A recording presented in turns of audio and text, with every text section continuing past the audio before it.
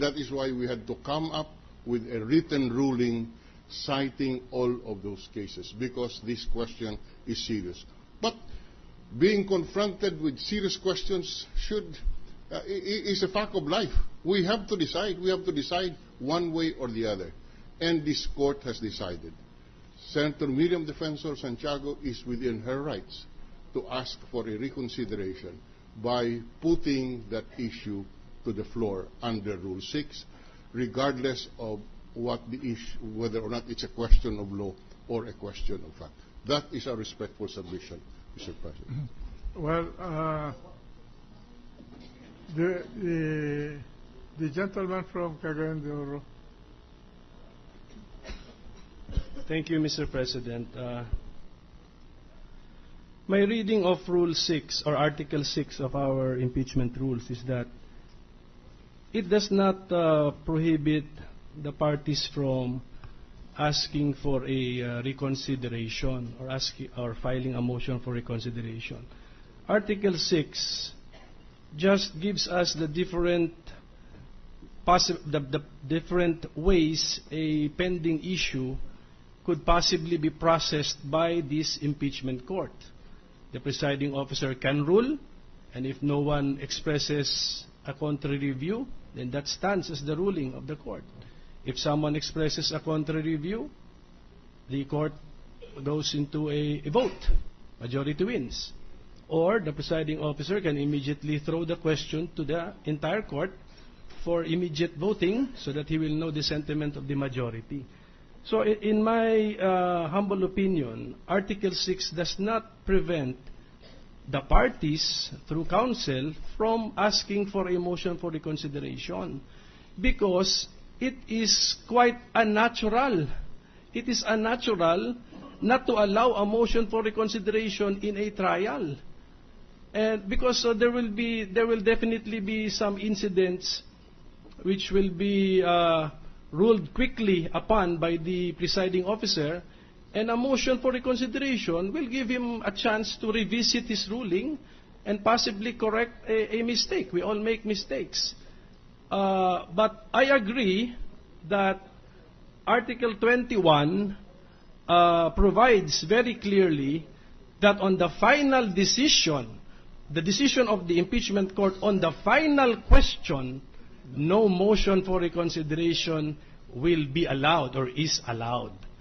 But then, even if I believe that the parties through counsel are given the right to file a motion for reconsideration or ask for a reconsideration, I will advise counsel that no counsel has the right to assume that his motion for reconsideration will be granted by the court. Therefore, the proceedings should proceed as planned or as scheduled, because no party has the right to assume that a motion for reconsideration will be granted by the court. But then I will concede that I will concede the right of the parties to ask for reconsideration, because in my opinion it's quite unnatural for a party not to be allowed to ask for a reconsideration. Thank you, Mr. President. Your Honor, please. Are all the members of the House finished? Well, I would like to recall to the members of the Senate that under Section 4, and I would like to read it, the presiding officer shall have the power to make and issue by himself or by the Secretary of the Senate all orders, mandates, and writs authorized by these rules or by the Senate, and to make and enforce such other regulations and orders in the premises as the Senate may authorize or provide. This is the last portion with respect to the order within the premises of the Senate. The first portion of this rule refers to the power of the presiding officer to make and issue orders, mandates, and writs. Now, Rule 5 says the Senate shall have the power to compel the attendance of witnesses. The matter treated in Article 6 refers to the admissibility or non-admissibility or the relevancy, materiality, and competency of evidence. And while it gives a member of the Senate the power to ask for a reconsideration of a ruling of the chair, it does not state a period, a time during which that motion for reconsideration ought to be made.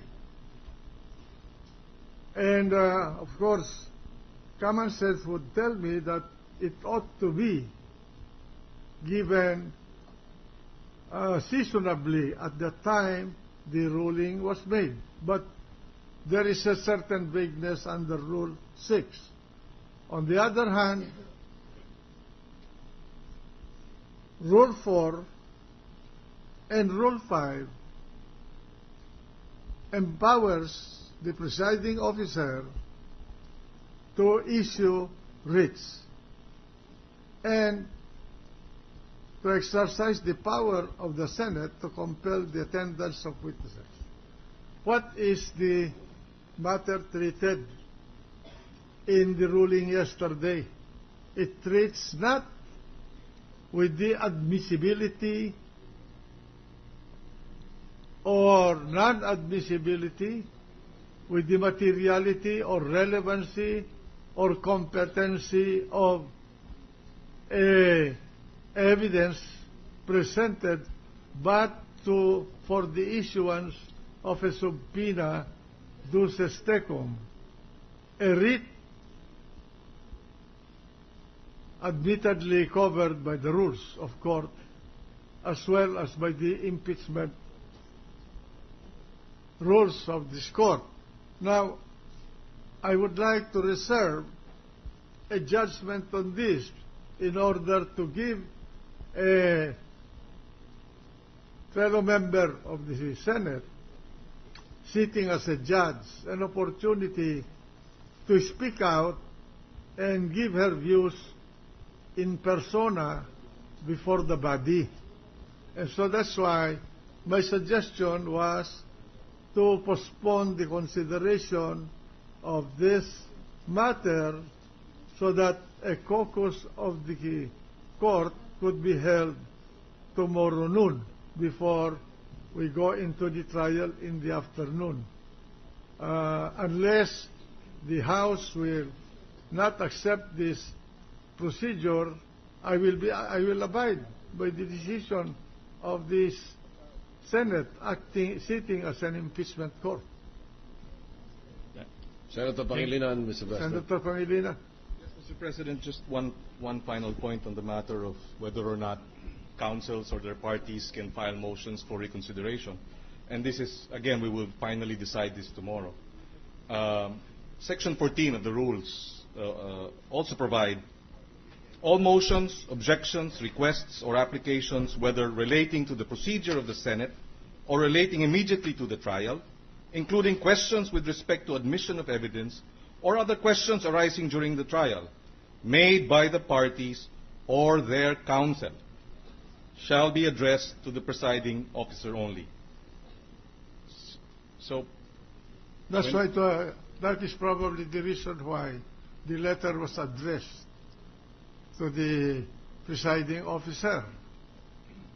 Yes, Mr. President, and therefore it says all motions. And therefore the question immediately is, does it include a motion for reconsideration by counsel? This is something we will have to decide. No.